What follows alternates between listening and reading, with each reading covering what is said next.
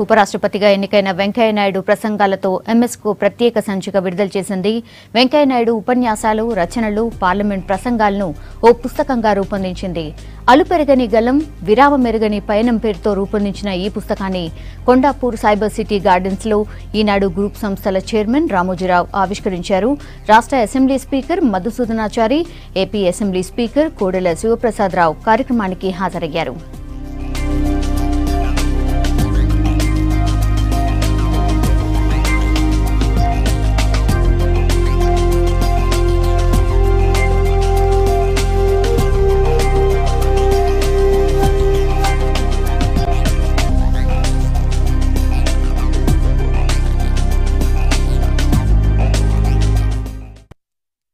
వెంకయ్యనాయుడు గారితో నాకు పరిచయం ఒక అభిమానిగా, ఆయన ఇన్స్పిరేషన్ పొందినటువంటి వ్యక్తిగా నాకు 30 సంవత్సరాల వారిని వివిధ కోణాల్లో, వివిధ స్థానాల్లో, వివిధ హోదాల్లో చూశాను. నేను ఏ హోదాలో చూసినా ఆయన ఉపన్యాసం జరుగుతుంది, ప్రసంగం జరుగుతుందంటే చెవులు రెక్కించుకొని వింటుంటాం అన్నమాట.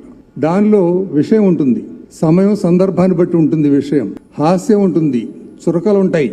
అదేవిధంగా దాంట్లో ఒక భాషా భావం పరిమితులు దాటకుండా మాట్లాడే విధానాన్ని ఎవరైనా సరే, రాజకీయంగా గిట్టని వాళ్ళైనా సరే అప్రిషియేట్ చేసే విధంగా ఆయన ప్రసంగాలు ఉంటాయి. హేమాహేమీలు మరి జయపాల్ గారు, వెంకయ్యనాయుడు గారు, ఓంకార్ అనేక మంది మాట్లాడుతూ ఉంటే ప్రతిపక్షాలలో కాదు అధికార పక్షం కూడా ఈ యొక్క మాటల్లో ఉన్నటువంటి విషయాల్ని మనం సరిదిద్దుకోవాలి, సమాధానం సరిగ్గా చెప్పకపోతే అబాసు పాలవుతాం అనే రీతిలో సభ నడుస్తూ ఉండేది. ఈ రోజు సభకి ఆ రోజు సభకి ఏమాత్రం పోలిక లేని పరిస్థితులు మనం చూస్తున్నాం. అలుపెరుగని గలం అద్భుతం. ఆ అలుపెరుగని గలానికి ఎంత శక్తి ఉంది అనంటే, భారత ఉపరాష్ట్రపతి బంగ్లా తలుపులు తెరుచుకొని రా రా అని స్వాగతిస్తున్నటువంటి అద్భుతమైనటువంటి గలం వెంకయ్యనాయుడు గారి గలం. ఈరోజు ఒకంత నాకు సంభ్రమం, ఆశ్చర్యం. ఒకానొకప్పుడు వెంకయ్యనాయుడు గారి ప్రసంగాలు వినడం కోసం శాసనసభలో కావచ్చు, శాసనసభ వెలుపల కావచ్చు, వెంకయ్యనాయుడు గారి మాటలు, వారి ఉపన్యాసం వినడానికి ఎంతో ఇష్టపడే నేను వారి సంకలనం ఈరోజు విడుదల చేయబడుతున్నటువంటి, ఆవిష్కరించబడుతున్నటువంటి ఈ కార్యక్రమంలో పాల్గొనేటువంటి అవకాశం రావడం అదృష్టంగా భావిస్తూ, అద్భుతం. వెంకయ్యనాయుడు గారి గురించి నాకున్నటువంటి అభిప్రాయం ఏంటంటే, చాలామంది శాసనసభలకు, చట్టసభలకు ఎన్నుకోబడతాం. కానీ అవి ఎన్నుకోబడ్డప్పుడు మన బాధ్యతలు ఏ మేరకు నిర్వర్తిస్తామో ఎవరిది వాళ్ళకి తెలుసు. వెంకయ్యనాయుడు గారి రచనలతో పాటు పలు వేదికలపైన ఆయన చేసిన అమూల్య ప్రసంగాల సంకలనాల్ని విడుదల చేసే అవకాశం నాకు దక్కడం చాలా ఆనందంగా ఉంది.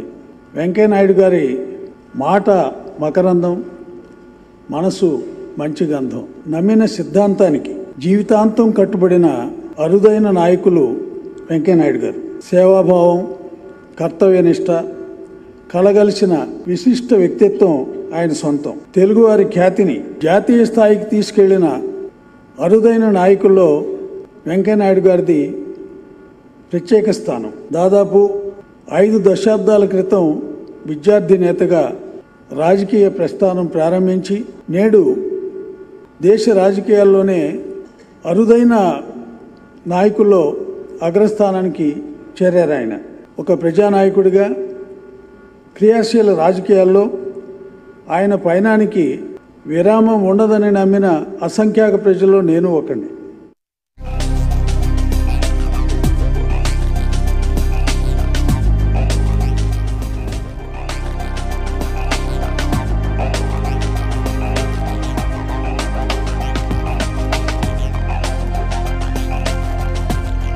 జరగలేదు నేను చెప్పను. ప్రతి పార్టీ, ప్రతి ప్రభుత్వాలు కూడా వాళ్ళ వంతు ప్రయత్నాలు వాళ్ళు చేశారు.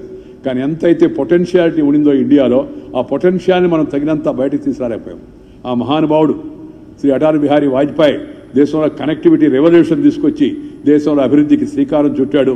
National highway, rural roads, tele connectivity, highway connectivity, అలాగే television connectivity, port connectivity, political connectivity తీసుకొచ్చి అభివృద్ధి ఎలా ఉంటుందో రుచి చూపించాడు ఆయన.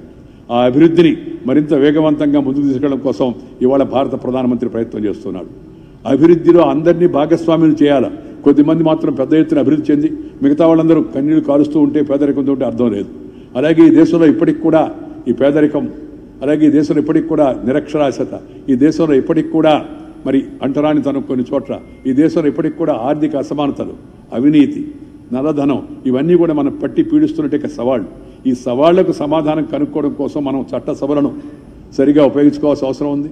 దేశం అభివృద్ధిని అజెండాగా పెట్టుకుని వెళ్లాల్సిన అవసరం ఉంది. రాజకీయాలను రాజకీయ పార్టీలు ఎన్నికల వరకు మాత్రమే పరిమితం చేసి మిగతాప్పుడు అందరూ కూడా అభివృద్ధిలో పోటీ పడాల్సిన అవసరం ఎంతో ఉంది. కేంద్రము, రాష్ట్రాలు, స్థానిక సంస్థలు కలిసి అందరూ కూడా ఫెడరల్ సిస్టంలో టీమ్ ఇండియా స్పిరిట్తో పనిచేస్తే దేశం శక్తివంతమైన దేశంగా తయారవుతుంది. ప్రపంచాన్ని ఇవాళ ఉన్న పరిస్థితులు మనం గమనిస్తే ప్రపంచం ఆర్థికంగా స్లో డౌన్ అయింది. మన పవర్ఫుల్ నేషన్, మన నైబర్ చైనా కూడా నెగిటివ్లో పోతా ఉంది.